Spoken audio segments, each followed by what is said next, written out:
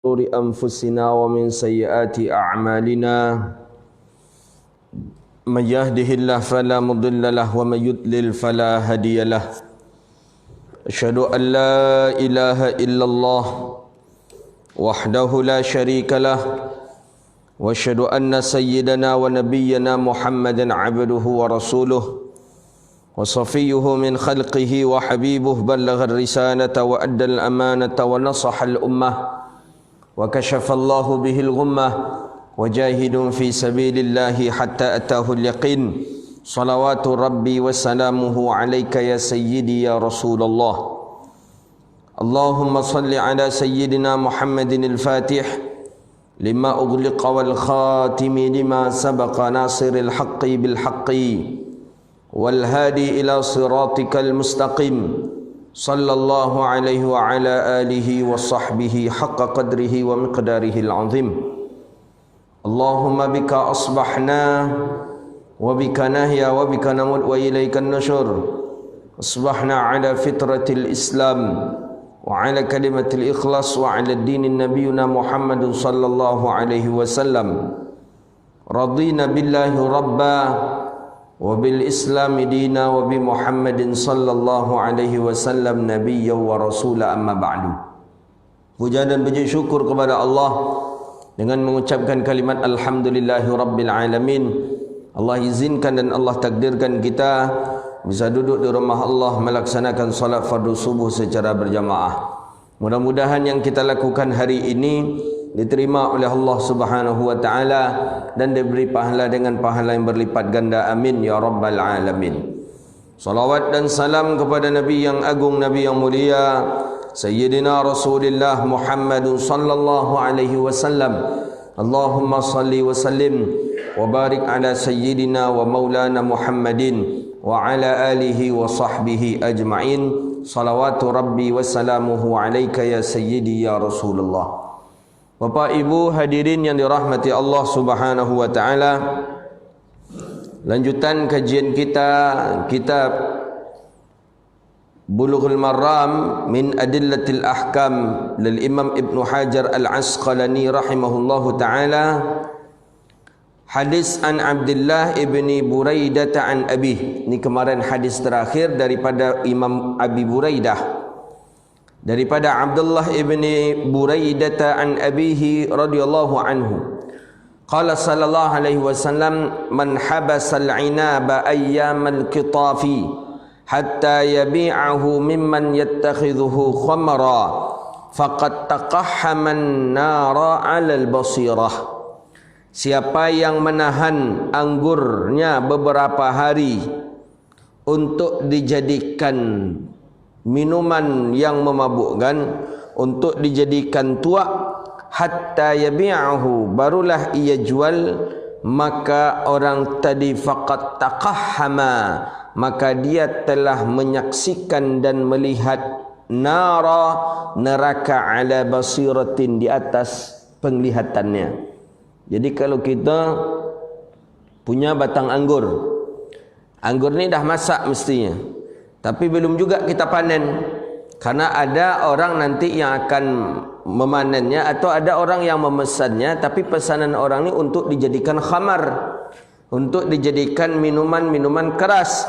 Maka kalau kita menyediakan penjualannya untuk orang itu, faqad taqahhama, berarti kita sudah menyaksikan neraka adalah tempat yang layak untuk kita.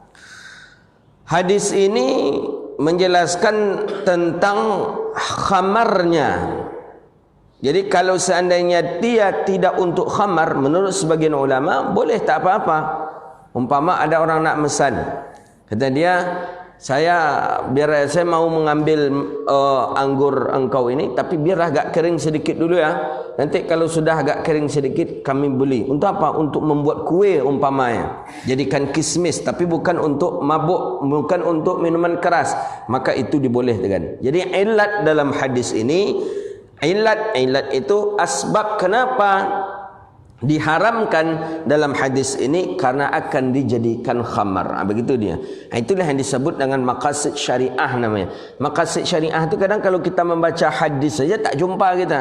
Tapi dengan kita lihat hukum hadis, maka jumpa kita maqasid syariahnya.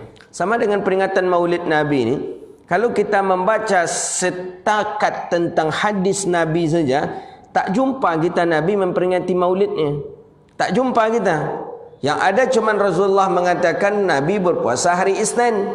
Itu saja.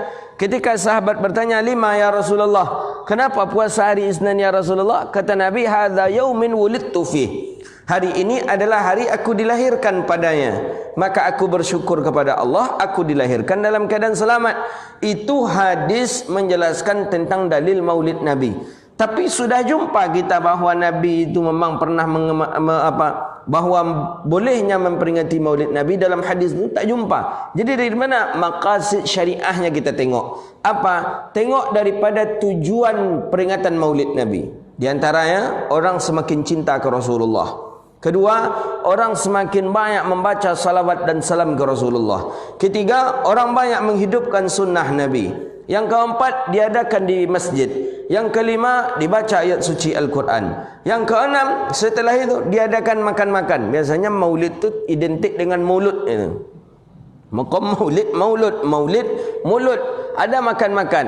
Silaturahmi terjaga. Orang-orang pun pada bersyukur kepada Allah Rabbun Jalla Jalaluh. Maka ada nilai maqasid syariah di dalam maka peringatan Maulid Nabi itu boleh.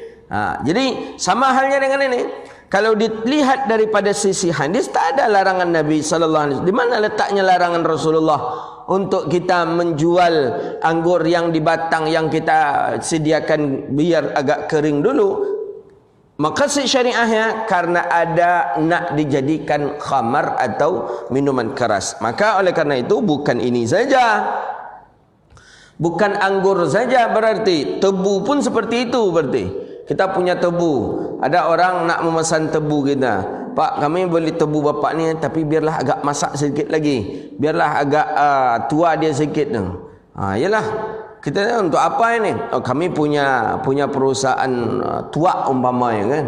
Kami punya perusahaan minuman keras. Dia olah nanti gini. Berarti menjual kepada dia haram. Jadi bukan saja anggur, bisa saja tebu, bisa saja nira, bisa saja pokoknya ada tujuan khamar di dalamnya, itulah haram untuk kita menjualnya. Tapi kalau tidak ada tujuan khamar di dalamnya, maka menjualnya hal yang layak seperti halnya jual beli, boleh. Jadi hukum haramnya itu kita lihat daripada sisi khamarnya. Dari sisi ada khamara, ada sisi khamar, ada sisi memabukkan, maka disitulah hukumnya haram. Ma yushay'in ma yadurruhu syai', sesuatu yang memberi mudarat kepada seseorang, maka itu dihukum dengan haram. Man a'ana ala ma'siyatin walau bisyatri kalimatin kana syarikan lahu. Siapa kata Nabi sallallahu alaihi wasallam yang membantu orang berbuat maksiat walau syatral kalimat, walaupun satu kalimat saja, kana syarikan lahu, maka orang ini berkongsi bagi orang yang maksiat itu. Apa syatrul kalimah? Satu kalimat saja umpama kau. Contoh, ada orang yang ketika orang bercerita di dekat dia, kami tetangga kami lingkungan kami sedang heboh, kata dia umpamanya dengan kita. Apa hebohnya? Ya, ada terjadi pencurian gitu. Oh, pencurian, iya. Dia mencuri di mana? Mencuri di dekat rumah kami itulah.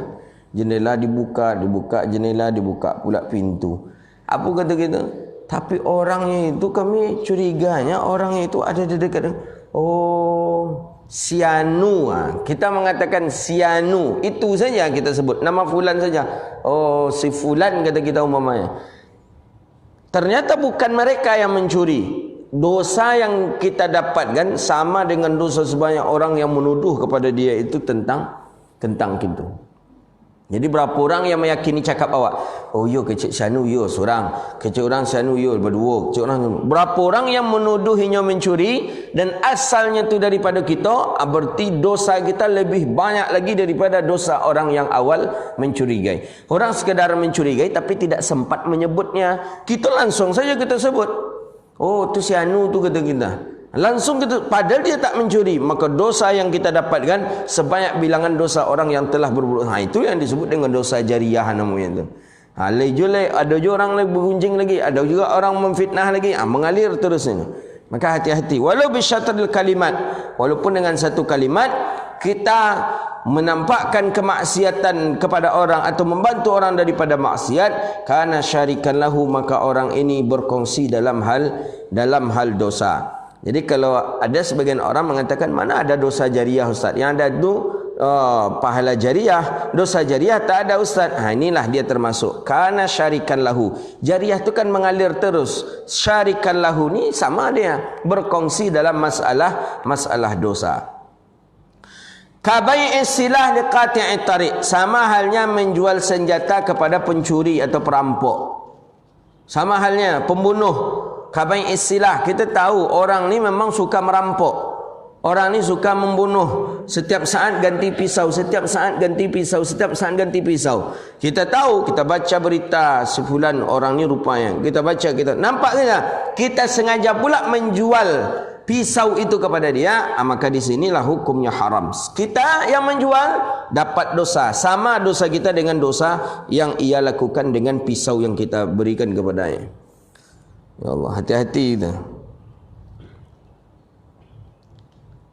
Sama menjual ayam untuk diadu domba, lil muharasyah. Kita punya ayam apa namanya? Ayam bagak lah, ayam Bangkok. Ayam Bangkok. Kita punya ayam Bangkok. Dari kecil kita besarkan.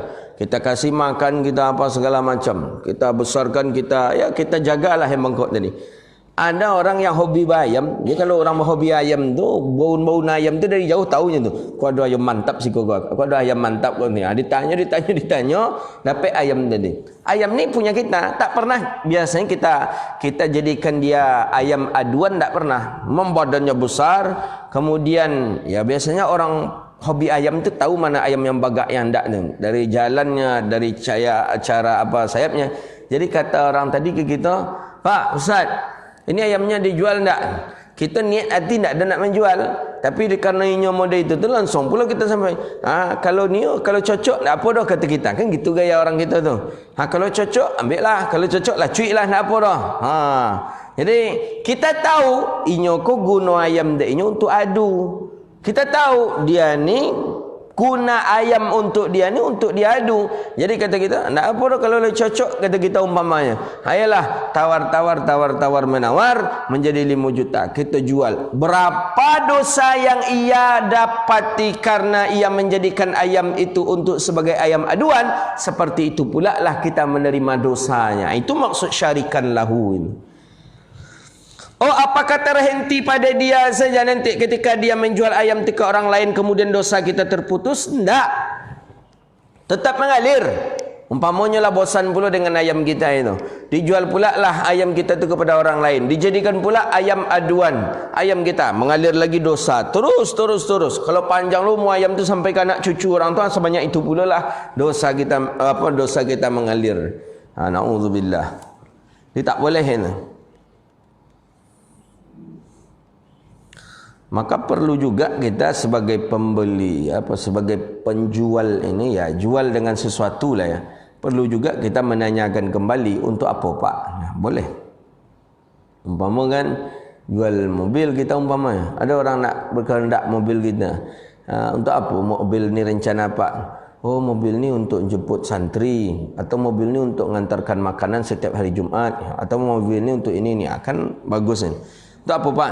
Ya mobil ni untuk pakaian kita. Alah, aman itu. Tapi untuk apa Pak? Kau untuk membawa orang-orang produksi tidak boleh. Kau setiap malam ke hotel kau nyala dua catatannya kecil ancak jadi dijual lagi. Cari aja lah alasan ni.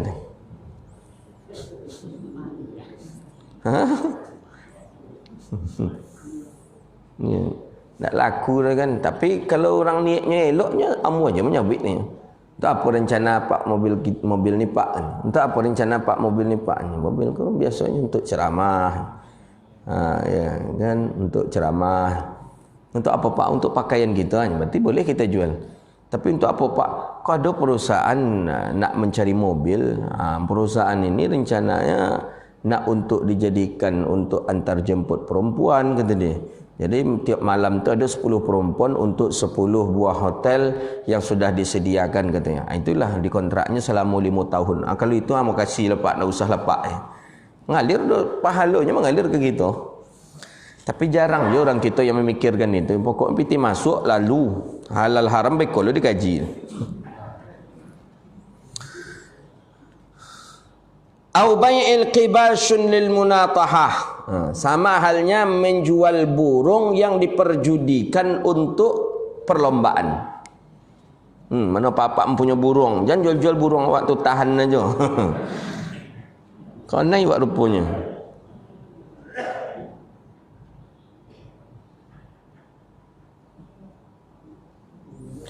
Tapi lau litazayyunin nafsi, kalau untuk sekadar perhiasan dirinya saja boleh. Wak pelihara burung, ancak burung tu mahal. Kita beli burung tadi, mahal burung tadi. Kita beli untuk perhiasan diri kita saja, atau kita dapat burung umpamanya. Burung tadi ya mungkin tersesat atau apalah masuk ke dalam rumah kita. Kita tangkap, kita buatkan kandang yang bagus untuk dia, kita pelihara. Oh, rupanya cantik suaranya. Tazayyunin li nafsih, untuk sekadar hiburan, perhiasan untuk dia, tak masalah. Tapi kalau untuk ni lagi dia maqasidnya dia ni tadi, tujuannya tadi untuk diadakan perlombaan, dia di dalam perlombaan itu ada perjudian, maka hukumnya haram. Ya, itu dia. Perlu jadi tanya ke orang-orang yang menjual burung gini tu, apa tujuannya tu? Untuk sekedar hiasan dirinya saja tak apa-apa. Tapi kalau untuk diperlombakan kemudian di dalamnya ada judi, ya berarti hukumnya haram. Umumnya kalau perlombaan seperti itu, mohon maaf, itu umumnya judi semuanya. Umumnya. Kenapa? Ya karena sama dengan musabaqah yang diawali, yang dibayar dengan apa bahasanya? Yang pertama uang pendaftaran itu apa namanya? Omset, apa namanya? Saya punya burung, bayar. Fulan punya burung, bayar.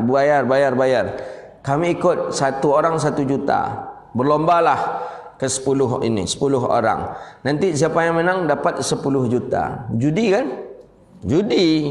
Yang tak judi itu kalau pakai muhalil, tambah 1 orang jadi 11 orang. Yang 1 orang ni tak membayar. Kalau dia menang dia dapat hadiah. Itu muhalil. Itu tak jadi judi. Halal itu kalau seperti itu.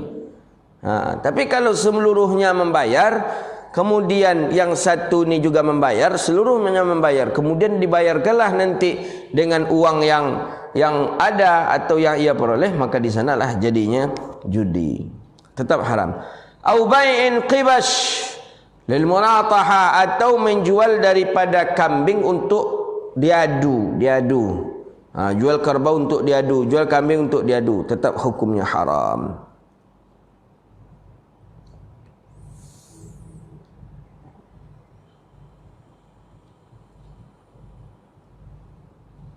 Gitu ni. Jadi tak boleh. Maka perlu juga kita menanyakan kepada orang ni, untuk apa rencana ni pak kambing ni pak? Untuk kami sembelih untuk akikah, jual. Untuk apa ni kambing ni pak? Oh kambing ni untuk kami sembelih, kami ada syukuran, jual.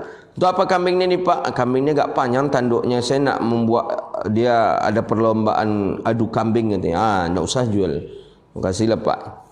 Biasa orang kita kalau terangai itu tu tinggian pula harga dia, nak tentu tu haram tu. Tinggian pula harganya tu. Hadis berikutnya, an Aisyah radhiyallahu taala anha qalat qala Rasulullah sallallahu alaihi wasallam akhraju bid-daman. Rawahu khamsa adha'afahu al-Bukhari wa Abu Dawud wa sahhahu at-Tirmizi wa Ibnu Khuzaimah. Masyaallah. Imam Bukhari dan Abi Dawud mendhaifkan hadis, tapi Imam Tirmizi, Imam Ibnu Khuzaimah, Imam Jarud, Imam Ibnu Hibban, Imam Hakim, Imam Ibnu Qattan mensahihkan. 2 mendhaifkan, 5 mensahihkan. Imam Tirmizi, Imam Ibnu Khuzaimah, Imam Jarud, Ibnu Hibban, Hakim, Ibnu Qattan. 6. Kalau seperti ini status hadis yang mana kita ambil? Imam Ibn Hajar mengatakan Imam Bukhari mendhaifkan hadis ni dengan Imam Abi Daud.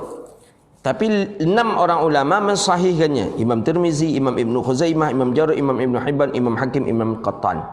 Mana yang diambil? Ada 2 pendapat ulama. Pertama, ulama tetap mengambil rujukan kepada kaulnya Imam Bukhari. Karena Imam Bukhari teliti dalam menilai hukum hadis. Ada sebagian ulama mengambil pendapat daripada pendapat yang lebih banyak. Pendapat yang lebih banyak itu pun bukan sembarangan. Di antaranya ada Imam Tirmizi dan Imam Ibnu Khuzaimah. Imam Tirmizi dia punya kitab, namanya kitabnya daripada Sunan Imam At-Tirmizi, juga di dalamnya hadis hasan, hadis sahih, tidak ada hadis dhaif. Jadi 2 pendapat ulama. Silahkan nak mengambil kaulnya, cara metodenya Imam Bukhari, atau nak mengambil cara metodenya Imam Tirmizi. Al-kharaju bid-dhaman. Makna fa'auqatiyatun fastakhdimah. Segala sesuatu yang keluar itu dengan tangguhan. Jadi bagusnya, seloknya ada hendaknya dhaman. Dhaman ni garansi. Kita pemilik barang boleh berikan garansi kepada orang. Umpama kita jual handphone. Jual handphone kita umpamanya, berikanlah dhaman, garansi kepada orang. Ni silahkan. Ini saya beri garansi untuk 3 bulan ya. Kalau 3 bulan rusak boleh kembalikan lagi, kita perbaiki. Tapi tidak boleh pengembaliannya itu dengan apa namanya? Ada cara akad yang tak dibenarkan itu. Dia mengembalikan, tidak boleh dikembalikan untuk tidak jadi. Begitu dia. Bagaimana cara bahasanya? Tak jadi dah umpama. Ni saya jual ke Pak Maskur, silakan Pak Maskur. Pak Maskur ngambil. Saya kasih waktu dhaman, jaminan garansi 3 bulan. 3 bulan. Dalam masa 3 bulan, muak beliau ni pakai handphone ini. Tak mau beliau. Beliau sampaikanlah, Ustaz, tak jadi petang tu dah Ustaz, ambil aja lah balik Ustaz. Itu yang tak dibolehkan. Tu bukan dhamin. Jadi yang dhamin di sana, yang jaminan itu imma an taslihah. Jaminan itu bisa saja dengan cara diperbaiki, imma bisa jadi dengan cara mengganti dengan yang baru. Jadi umpama punya saya ini baru, saya beri garansi kepada pembelinya 3 bulan. Rusak pertama, saya perbaiki. Datang lagi, rusak lagi. Kemudian saya inisiatif, ini rusak ni tak betul ini. Saya berilah, saya gantikanlah dengan yang baru. Itu dibolehkan. Tapi kalau membatalkan daripada ketika masa dhamin, ketika masa dalam jaminan, maka itu tidak dibenarkan. Itu dia. Itu maksudnya. Jadi bagus kita memberikan jaminan. Cuman tengok pula jaminan tu apa. Makanan susah kita berikan jaminan. Awak menjual malako, onde-onde, awak buatlah jaminan 3 hari ke. 6 jam lah basi. Itu tak bisa. Ini tak bisa. Jadi tengok pula yang kita perlu, yang kita beri jaminan tu, tengok dulu apa umpama yang perlu kita beri jaminan.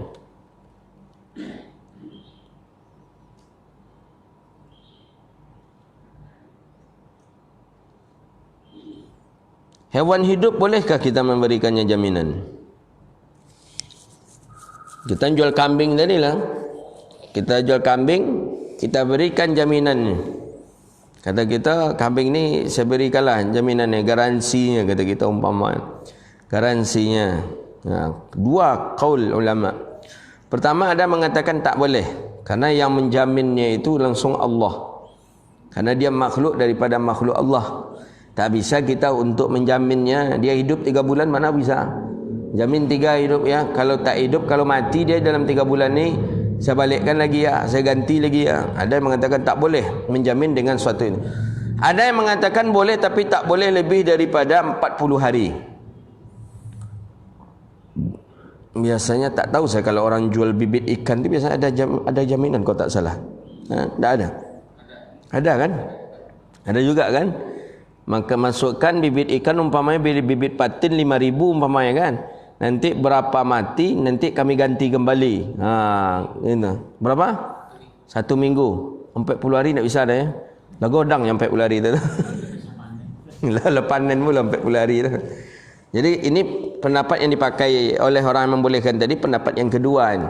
Dibolehkan menjamin daripada yang hidup itu. Tapi pendapat yang pertama tadi tak boleh, karena itu urusannya Allah. Menjamin sesuatu yang sudah ada atau yang sudah ditentukan oleh Allah Rabbun Jalla Jalaluh. Tak bisa kita. Saya jaminlah, kata kita umpamanya kan, saya jamin dalam 3 bulan ini. Ternyata mati dalam 3 bulan ni kambing itu. Tak bisa untuk kita ngomong. Ini pendapat sebagian atau pendapat yang pertama. Hadis berikutnya an Urwah. Lama juga, banyak juga masalah bab jual beli ni. Oh, enggak, sedikit lagi. Paling beberapa pertemuan selesai jual beli, masuk bab yang baru. An Urwata al-Bariqi radhiyallahu ta'ala anhu anna an-nabi sallallahu alaihi wasallam a'tahu dinara liyashtariya bihi udhiyah aw shah fashtara bihi shatain faba'a ihdahuma bidinarin fatahu bishahin bishatin wa dinarin fada'a lahu bil barakati fi bai'ihi fakana law ishtara turaban larah biha fihi. Nabi sallallahu alaihi wasallam, Urwah, ini biasa hadis ini kita pernah mendengarkan. Urwah Al-Bariqi radhiyallahu ta'ala anhu, bahwa Nabi sallallahu alaihi wasallam a'tahu dinaran, memberikan 1 dinar kepada Urwah. Untuk apa? Liyashtariya bihi udhiyah, untuk membeli 1 ekor kambing kurban.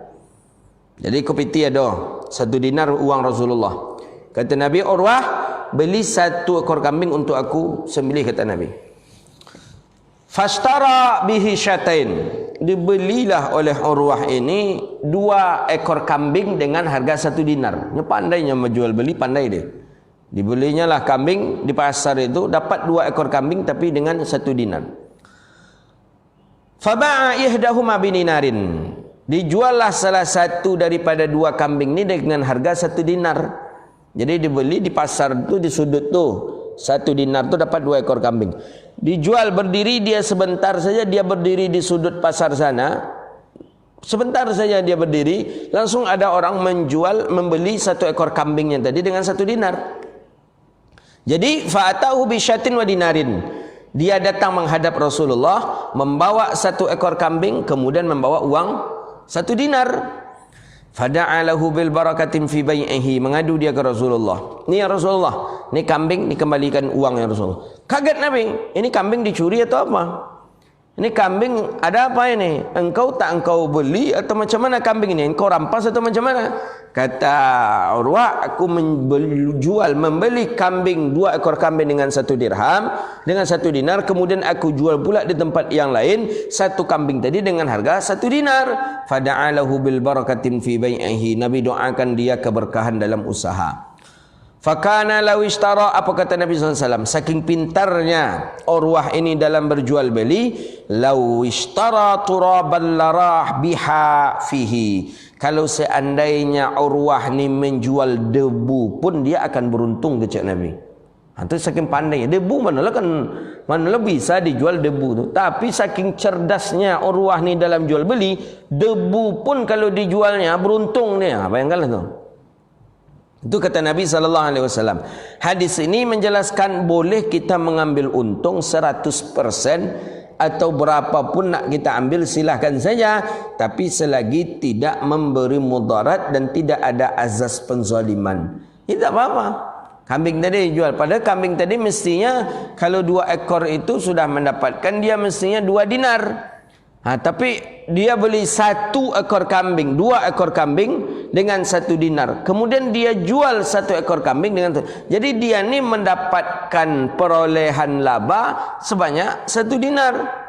Jadi kan boleh itu, besar itu.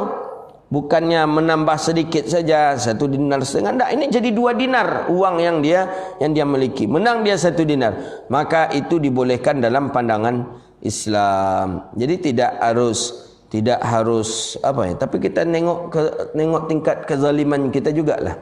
Kita jual pakaian itu layaknya pakaian itu kita modali umpama 80.000, kita jual pakaian tadi seharga 200.000, boleh tak ada masalah. Dia jual 200,000 dan orang pun tak ada merasa terzalimi. Justru tambah pula doh, kau lah paling murah di siku gepak kecilnya lah. Sebanyak kau kami jalani, siku kau yang paling murah katanya. Berarti tak ada masalah. Jadi tentang harga itu patokannya kepada kezaliman gitu, atau memberi mudarat kepada seorang pembeli atau tidak, itu tolak ukurnya. Selagi tidak ada yang merasa diberatkan dan memberi mudarat kepadanya, fala ba'sa bihi, maka tidak ada masalah, tak mengapa. Begitu ni. Ni Urwah ni. Berarti Urwah ku ada darah-darahnya orang Minang nampaknya. Yang paling mengalir orang Minang kan Urwah ni. Minang, orang Banjar itu pandai jual beli. Memang orang Minang, apalagi pasar-pasar itu terkenal banyak orang Minang. Di darah-darah Urwah itulah ni.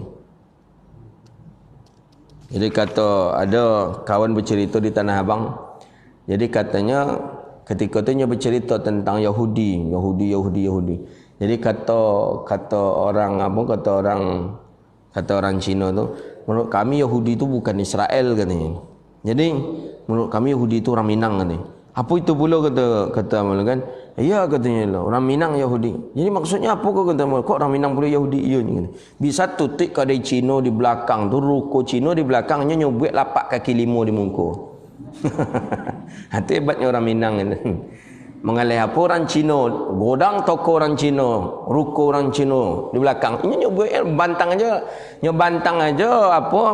aja terpal, nyobantang situ galih. Bisa tutik punya orang Cina tu dia. Itu hebatnya orang Minang mengalih. Kalau lah masuk orang Minang tu memang pusing juga orang Cina dibuat ni. Dalam ilmu jual belinya memang dahsyat, memang tinggi kali-kali. Itulah sifat Urwah ini. Qala an Abi Sa'id Al-Khudri radhiyallahu ta'ala anhu, hadis berikutnya. An Abi Sa'id Al-Khudri radhiyallahu ta'ala anhu anna Nabi sallallahu alaihi wasallam naha an syira'i ma fi butunil an'ami hatta tad'a wa an bai'i ma fi dar'iha wa an syira'il 'abdi wa huwa abiqun wa an syira'il maghanima hatta tunqsamu wa an syira'is sadaqati hatta tuqbada wa an darbatil ghais. Rawahu Ibnu Majah wa Bazzar wa Darqutni bi isnadin dha'ifin. Nabi sallallahu alaihi wasallam dari Abi Sa'id Al-Khudri radhiyallahu taala anhu, anna Nabi sallallahu alaihi wasallam naha an syira'i ma fi butunil an'am. Nabi melarang seseorang membeli menjual ma fi butunil an'am, apa-apa yang ada di dalam perut daripada an'am, binatang ternak, hatta tada', sampai dia melahirkan. Jadi menjual anak, menjual janin dalam perut tak boleh. Maka ada yang mengatakan ma fi butun ni bukan saja rahim, bukan saja janin, ya, termasuklah isi perut itu nak boleh dijual. Itu maksudnya. Wa an bai'i ma fi dar'iha, menjual susu yang masih dalam kantongnya tak boleh. Susu ni masih dalam kantongnya hewan ni, dalam kantong kambing, dalam kantong daripada sapi atau unta, itu tak boleh, haram. Wa an syira'il 'abdi wa huwa abik, menjual daripada budak yang lari. Budak tu lari, langsung kita datangi cepat kawan kita. Dah dan jual budak dan tu kawang. Nya kini sedang pai ke lapau kata kita. Kita tahu nya kita dustakan ni. Nah, salah terima, nya cari tak dapat karena budak tadi sudah lari. Tak boleh. Tak boleh ni. Wan syira'i sadaqatin hatta tuqbah. Menjual daripada sedekah sebelum ia terima. Ni ada pendapat membolehkan menjual sedekah. Maksud sedekah ni zakat. Kita diagi zakat oleh orang. Kita diberi zakat oleh orang. Kita jual. Ada pendapat membolehkan dengan adanya hadis ni karena larangan Nabi itu. Larangan Nabi itu menjual kalau belum kita terima. Awak biasanya setiap tahun awak dapat zakat daripada orang kaya ni, biasanya beras umpamanya ya 500 kilo lah umpamanya setiap tahun tu di bulan Juli. Setiap bulan Juli datang beras ke rumah 500 kilo. Setiap bulan Juli datang beras. Itu zakat ini yang 500 kilo ni. Di bulan Juni baru langsung kita jual yang 500 yang akan ada di bulan Juli. Kata kita, udah saya jual beras saya yang nanti yang 500 kilo di bulan Juli itu kepada anda. Akadnya di bulan Juli, belum di bulan Juni, belum lagi serah terima, belum lagi terdiangkat, sudah dia jual, maka hukumnya haram. Tak sah ni. Jadi ada yang mengatakan boleh rupanya menjual daripada harta zakat. Jadi kalau kita dapat zakat boleh kita menjualnya. Sebagian qaul mengatakan ya dengan adanya ini la an syara'il sadaqati hatta tuqbat. Tapi kalau sudah kita terima yang 500 kilo ni nak kita jual, ada pendapat membolehkan. Tapi kalau belum kita menerima ya, maka tak boleh kita untuk menjualnya. Begitu dia. Sama halnya menjual daripada menyewa daripada orang yang penyelam. Ini apa ilatnya tak faham juga saya. Kenapa menyewa penyelam tak dibolehkan? Nabi melarang ini. Darbatil ghais. Darbatil ghais ini kalau kita lihat di kamus tu mengupah penyelam. Oh, begini dia caranya. Jadi kita upah dia untuk mencari ikan umpama, atau mencari mutiara, aghwasin ghausah, fama akhrajathu fahuwa laka bikadza. Jadi kita upah dia. Kata kita, dah saya upah engkau ambil ikan atau ambil daripada intan itu kita upah dia untuk menyelam. Itu tak boleh. Kenapa tidak dibolehkan? Karena kalau seandainya dia tidak mendapatkan hal yang seperti itu, maka yang memberi mudarat, yang dapat mudarat siapa? Yang dirugikan siapa? Kita yang penyewa. Kita yang penyewa, maka tidak ada azas manfaat yang ada di sana. Itu azas mudaratnya yang lebih banyak. Menyelam, tak dapat ini. Menyelam, tak dapat dia. Akhirnya dia tak sanggup lagi, keluar dia. Ketika dia keluar itulah yang tak mendapatkan apa-apa siapa? Orang yang memberi sewa. Maka kata Rasulullah, al-ghaisu fil bahri littajir. Ya, ini yang dilarang Nabi, mengupah kepada orang yang menyelam daripada lautan. Bagaimana kalau mengupah orang yang mencari ikan tidak dengan cara menyelam? Dengan cara memancing umpamanya, atau dengan cara pasang pukek apa yang lain sebagainya, boleh tak? Menjalo bagai. Tapi dengan cara tajir, dengan cara ujrah, upah, bukan dengan cara membeli daripada hewannya tadi, diupah, tenaga dia diupah. Boleh tak kira-kira? Ini jugalah wa naha anhu li'annahu gharar. Tak boleh, dilarang karena di dalamnya ada akad daripada akad gharar. Ia nanti kalau dapat ikan, kalau nak macam mana? Kalau sifatnya upah, dapat tak dapat kita wajib memberinya.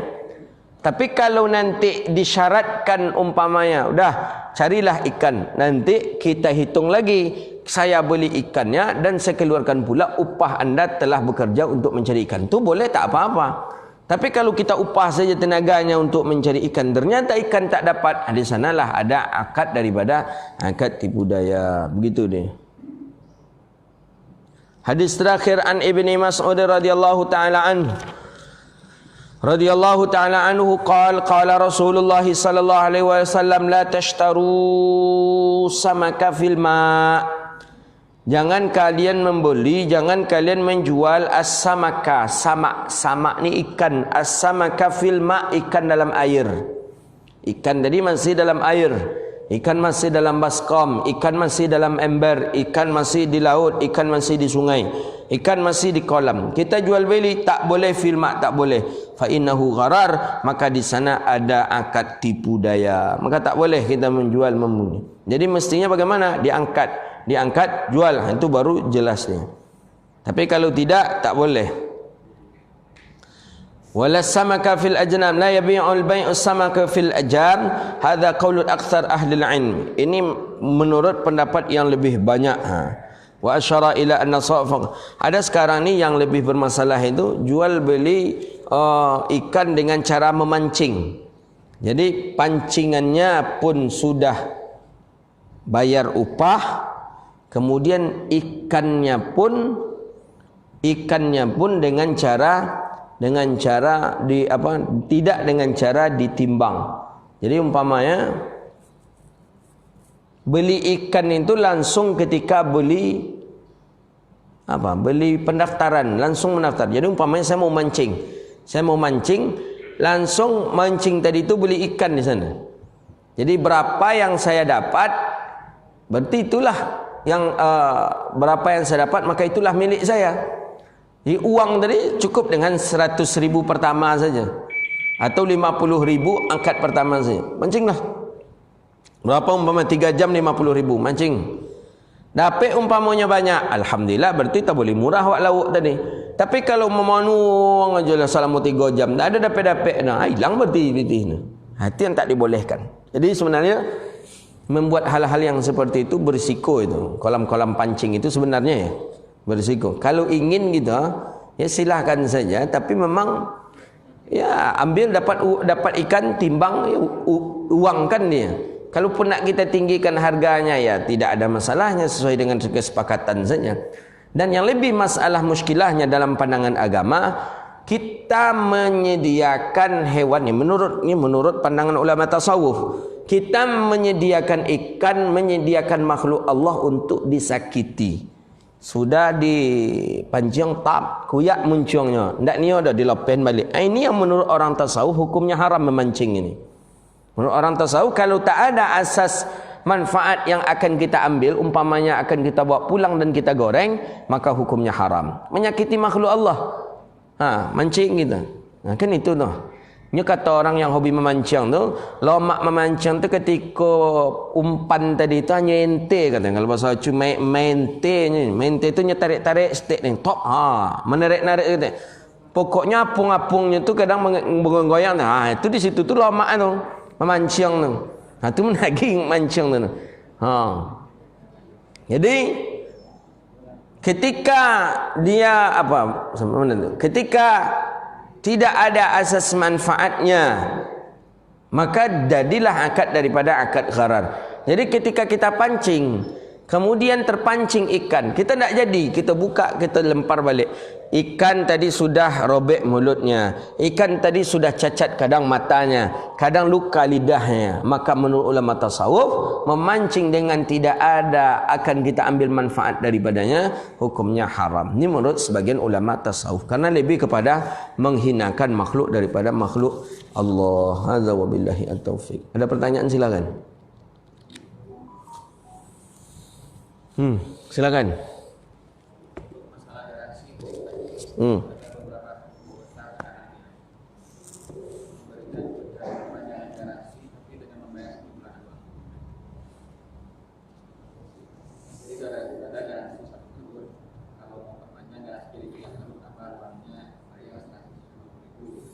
Itu di luar akad.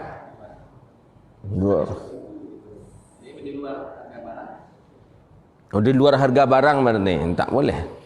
Tak boleh. Dia yang garansi itu tak boleh terpisah dia daripada akad. Saya jual kitab ini 10 juta. Kitab ini 10 juta. Saya beri garansi setahun kata saya. Setahun. Kalau ada setahun nanti kalau ada sobek apa segala macam balikkan lagi saya ganti. Terus setelah itu tu dah setahun dah selesai dah dapat selesai akad. Masalah. Sekarang ada lagi akad apa kita saya jual handphone ini 10 juta tapi garansinya setahun. Tapi kalau ingin awak garansinya 5 tahun, mesti awak tambah lagi agak 3 juta. Di sana letak hukum haram, tak boleh. Menambah sesuatu disesuai daripada akad, walaupun untuk dhamin jaminan tak boleh. Silakan Pak Maskur.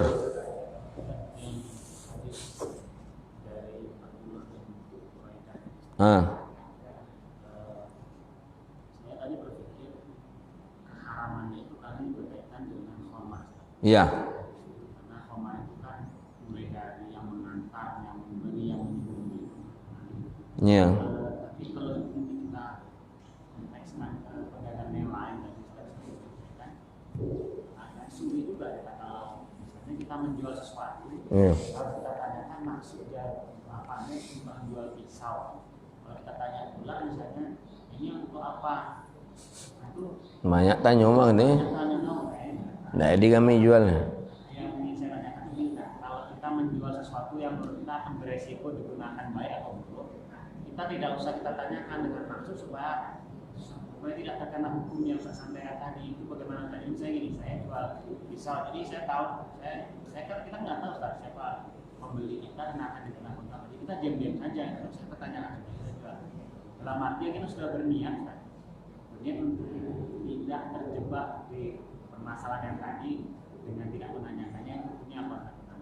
Yang kedua berkaitan dengan yang terakhir, tadi membeli hasil penyelam tadi kan? Iya, menyewa. Penyelam. Iya. Jadi saya teringat seperti tukang sumur bor, Ustaz. Tukang sumur bor itu dia memberikan garansi kalau sampai air dapat. Iya. Jadi kalau tidak dapat air itu kita diangkatkan.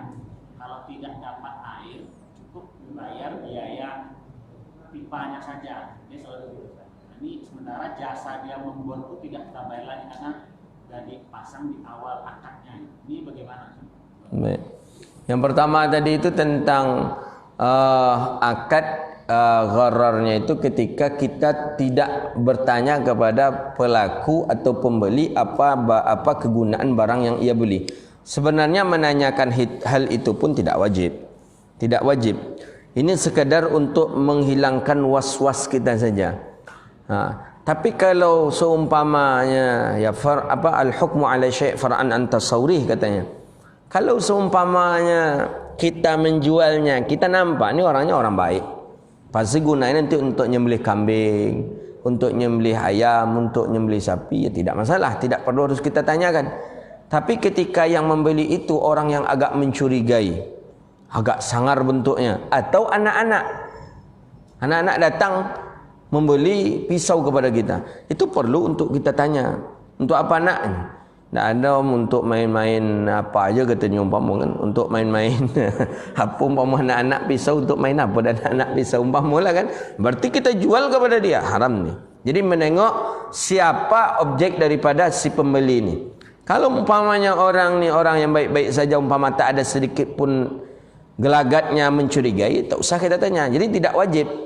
Tidak wajib. Tapi kalau terhadap orang yang nampaknya memang ini pernah nampak mencopet kemarin ini, kata kita umpamanya, atau kepada anak-anak, itu mesti memang harus kita tanya. Tapi pada dasarnya tidak wajib lagi. Tidak wajib. Tidak pun kita tanya tidak apa-apa, tapi dikhawatirkan seandainya penyalahgunaan tadi, maka itulah asbabnya dianjurkan untuk menanyakan. Ya, kepada anak-anak itu kan wajib kita tanya itu. Tak mungkin kita jual aja. Dia datang kan beli pisau yang tajam boleh beli.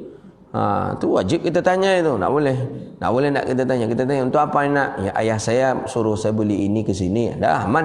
Untuk apa ni nak? Untuk main-main sama si Hanu om kata dia. Siang ni kami nak main-main kata dia. Mak pisau main-main kan bahaya ni. Main apa makasih? Jadi tetap harus ditanya, tergantung kepada melihat siapa daripada mushtari. Mushtari ini orang yang membeli. Kemudian yang kedua tentang menyewa atau mengupah daripada orang yang menyelam dengan tujuan mengambil sesuatu manfaat daripadanya, itu dilarang Rasulullah. Kini kau bagaimana dengan kita mengupah orang yang menggali sumur bor? Menggali sumur bor, kita beri dia upah. Kita upah sekian. Tapi kalau memang seperti itu bunyinya di dalam akad, itu sudah boleh, itu dah betul itu.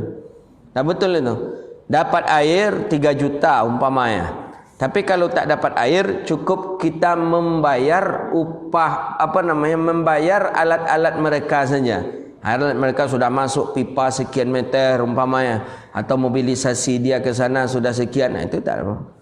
Ya, itu sudah baguslah itu kalau akad seperti itu. Tapi kalau mengupah dengan cara yang seperti penyelam tadi, langsung saja kita upah. Padahal kegalikan saya sumur bor di sana, saya upah 5 juta kata kita. Rupanya tak dapat sumur bor tadi. Di sana ada akad daripada akad gharar yang dikhawatirkan itu. Tapi kalau sudah seperti itu sudah bagus kan. Memang seperti itu ya akad yang buat sumur bor. Saya tak pernah buat sumur bor.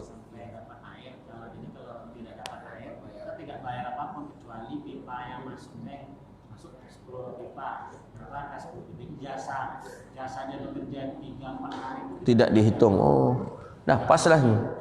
Dah betul lah ni. Ada yang tak dapat air? Ada ya? Jadi dia angkat tangan. Saya kejadian itu saya. Angkat tangan dia. Nah sama saya Pak. Jadi bayar aja pipanya. Sekian pipa bayar. Berarti azab lainnya dengan. Tapi risiko kan, karena akad di awal kan seperti itu kan. Oh betul. Kalau nyo dapat air itu nyo banyak dapat kan. Oh, hitungannya per meter dia hitung. Per pipa per masuk air. Ya, tetap itu dibolehkan. Kalau akad seperti itu tidak apa-apa. Itu sudah jelas akadnya bagus. Ada yang lain silakan. Silakan Pak. Umpamanya kita membeli barang, ada sebuah celana, keluaran baru. Karena pintarnya yang jual ini, harganya 150 nih Pak. Ini karena bongaknya kita nih, oke lah. Kemudian kita mau pulang, ketemu teman. Membeli celana yang persis sama, tapi harganya 100. Kondisi begini menjual ini tidak apa-apa ini. Enggak lah. Nak berdosa itu dapat. Itu daripada hebatnya tadi. Pelah Pak Sabi ini hebat awak bongak tadi. Itu pandai. Itu tu orang mengalir tu. Itunya pandai mengalir namanya tu. Itu awak nanti kecu dengan tarang tu. Apa je lah, kusuk je lah, dada lah, niat lah je lah, sedekah umbuk aja. Biasanya kalau mau di itu tu, awak biasa banyak mengumbuk diri awak dah. Alah 50,000 tu dia niat aja untuk sedekahnya. Kadang banyak menghibur diri awak seorang. Setidaknya piti 50,000 tadi lah sampaikan anak yatim, lah sampaikan masjid. Anggapan awak aja lah, karena untuk menghibur diri awak. Kamu pernah cerita tu Pak, dia bongak awak tadi tu je tu. Di Makkah apa tu, di Makkah beli syal yang sama boleh je kawan. Awak beli syal 150 rial. Kawan dapat ni syal yang sama 75 rial, 2 kali lipat. Boleh membuk diri aja lah. Setidaknya PTA-nya tu kan lah sampai ke masjidnya orang Islam. Untuk menghibur diri awak aja lah. Padahal memang awak bongak apa cara. Itu memang tidak ada masalah. Berdosakah dia sebagai penjual? Tak berdosa. Itu ilmu bagi dirinya. Dan itu pula rezeki untuk inya. Ini tak ada masalah. Biasanya awak banyak menghibur diri awak aja tu. Banyak menghibur. Dialah 50 tu dia niat aja. Wah, kadang walaupun menghibur model itu tu kadang malam tak je mau mata lolok dah. 75 rial berapa kurma, berapa kilo kurma dapat 75 rial lah. 5 kilo kurma sukari. 5 kilo lah dapat tu untuk oleh-oleh pulang. Kalau panjang kali-kali setan itu tu. Dibalikkan lagi mana bisa. Kita tak ada khiyar. Kalau ada khiyar baru bisa. Ada khiyar aim umpamanya. Ada khiyar majlis. Saya kalau nak cocok nanti saya balikkan lagi ya. Ini tak ada khiyar. Takabut langsung ambil barang, kasihkan uang. Takabut tak ada khiyar, tak boleh kita kembalikan. Tak jadi doh. Maha punyang rupanya. Di situ ada murahannya. Itu nak amu benda itu jual beli. Jadi tak ada masalah. Jadi dia tidak berdosa, kita pun tak ada berdosa. Makanya kalau bisa belanja barang yang sama tu tak usah awak tengok ke kawan. Atau jangan bagi tahu harga ke kawan. Ini umpama ingin bagi, berapa nya? 100,000. Angku berapa angku beli kau ni? Kau agak murah seketik kau nyawa lah kan. Pada dalam hati wak pajak kau dapat 100 wak 150. Jadi tak ada yang dirugikan di sana. Tak ada yang dirugi, tak ada yang dibebankan dosa di sana. Tak. Penjual pun tidak dapat hukuman haram ya, karena memang itulah pandai dia dalam berjual beli. Gitu dia. Ya paling tidaknya nak dia belanja situ lah tu.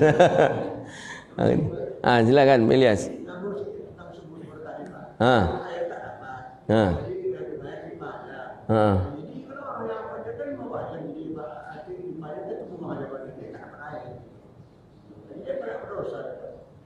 Siapa yang berdosa?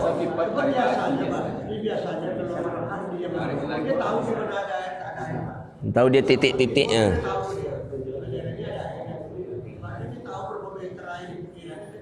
Iya.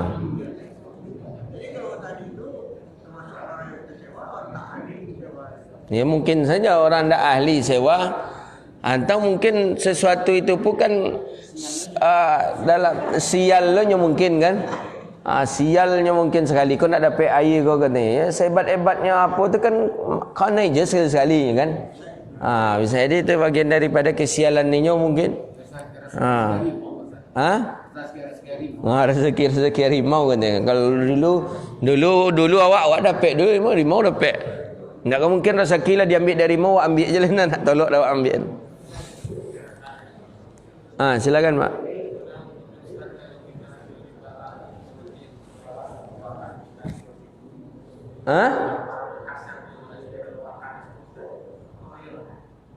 Memberi barang second boleh kan? Tak ada masalah ya?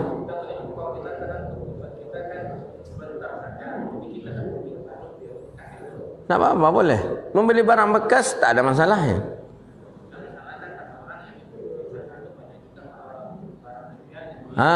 Itunya lagi. Jadi membeli barang bekas itu dibolehkan.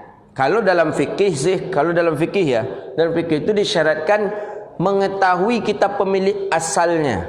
Benar ya? Kalau di kita kan tak, di kita kan bebas dia. Bebas dia. Kalau dalam fikih itu tahu dia, ini milik si fulan, ini milik si fulan, ini milik si fulan gitu. Ya kalau di kita ya, atap pun dijual orang kadang beli atap-atap second kita lagi. Beli atap-atap second. Atap second yang kita beli ini rupanya atap curian rupanya. Angkong second rupanya angkong curian umpamanya. Tapi pada prinsipnya menjual barang second, barang bekas itu dibolehkan dalam pandangan syariat. Jadi bagaimana? Dia ada dalam fikih. Bagaimana kalau seandainya kita sudah beli angkong? Rupanya yang punya angkong kok pas 10 orang yang ngacok maraton di depan rumah awak. Pas maraton nampak dia angkong awak. Ini ditanya, Pak, ini angkong saya nih Pak. Pak beli di mana? Bapak ambil di mana ini Pak gajinya lah? Ini saya beli nih Pak. Saya belinya di pasar bawah Pak. Oh enggak Pak, ini saya punya Pak. Ada dia tanda-tandanya, ada dia buktinya. Nih buktinya. Ini tanda. Dia bagaimana dia kita? Apakah kita kembalikan kepada dia? Kita kembalikan kepada dia. Karena itu memang hak dia. Itu bagaimana? Ya kita boleh, tapi punya orang tak boleh cara beli barang haram. Jadi salah satu caranya itu imma kita berikan kepada dia, imma ada kala kita kembalikan lagi kepada tempat yang menjual itu, langsung dia kita bawa. Biasanya penjual yang kalau tahu itu barangnya barang curian milik dia, dia tetap akan mengembalikan lagi. Berarti rugilah dia. Itu risiko itu. Ada banyak seperti dia kembalikan lagi, dia kembalikan lagi berapa jumlah daripada selagi orang yang menjualnya belum dapat. Kalau sudah dapat kan enak kita berurusan kepada orang yang menjualnya tadi. Begitu dia. Ya mesti harus kita kembalikan. Itu punya dari punya orang. Itu risiko kalau awak membeli barang second tadi. Gitu nih. Nah ada sancak yang baru. Apa aja yang baru tu yang paling ancak. Tapi apa boleh cara kan piti wak cukup nan second tu boleh tu nan second tu boleh kan. Yang baru tu nan paling ancak. Lu ni pegang dah orang lah. Lu awak muka karate baru kata orang kan, itu yang paling ancak. Baik, itulah kajian kita, mudah-mudahan bermanfaat.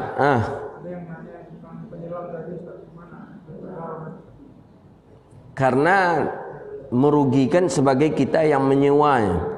Kalau dengan tujuan untuk mengambil manfaat daripadanya, untuk mengambil ikan, nyolam, nak dapat dia ikan dah, nyoba sewa, tak boleh.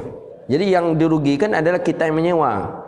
Maka ada yang dizalimi daripada salah satu dua akad, maka hukumnya gharar, tak boleh.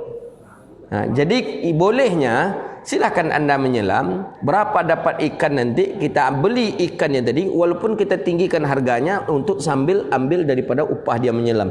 Tapi kalau mengupah orang untuk menyelam saya, itu tak dibolehkan. Jangankan manusia, hewan saja umpamanya mengambilkan dengan azas manfaat itu dihitung setelah dapatnya manfaat. Contoh, boruk di Pariaman. Boruk di Pariaman gunanya untuk mengambil kelapa, mengambil karambi. Ambo punya boruk. Datang Pak Anes ke Ambo. Ustaz, Ambo sewa boruk Ustaz sehari ko 100,000. Kegunaan Pak Anes jadikan itu untuk mengambil kelapa. Rupanya dalam sehari itu boruk Ambo punya ke sakit parut. Nya sakit parut. Nah dia nya manjat batang karambi dah. Dilacak nak niu, dilacik nak niu. Nak niu nya manjat karambi.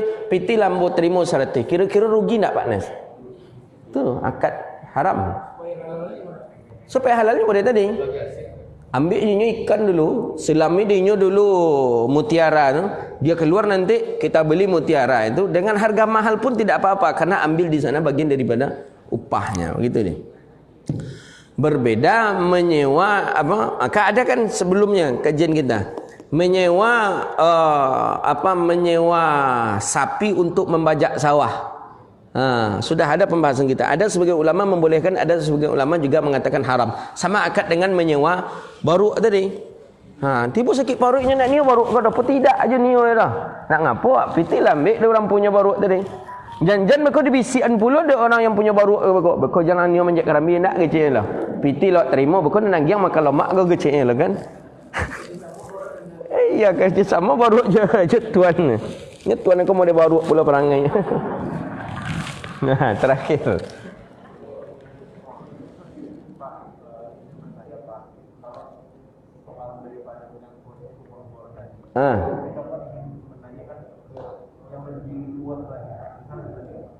Kalau Pertamina atau mungkin perusahaan migas di luar negeri seperti British Petroleum atau Chevron, mereka kalau mau mencari minyak atau gas alam, mereka kan butuh prospektor.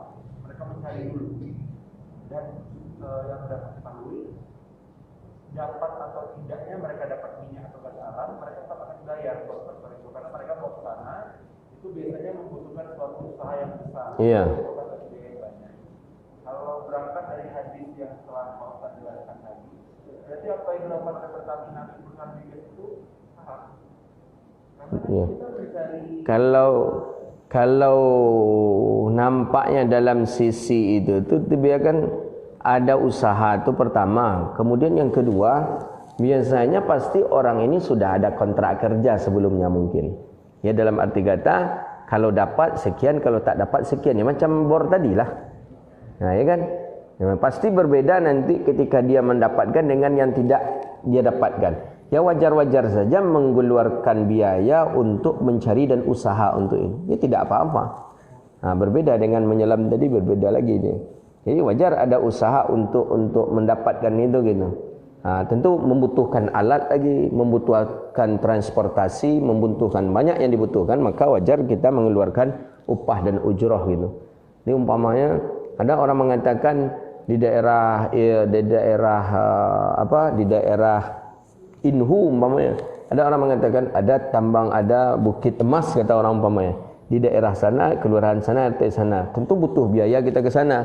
Orang yang paham dengan cara mengenali emas ini pun tentu nak kita bayar pula ilmunya untuk mendapatkan itu.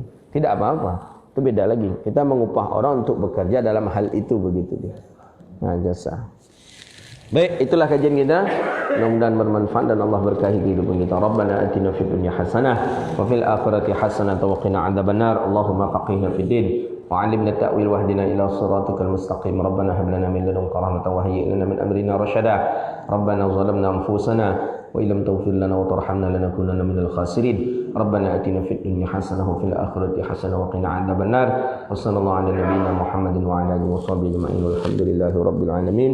Demikian, mohon maaf bila taufik. Assalamualaikum warahmatullahi wabarakatuh.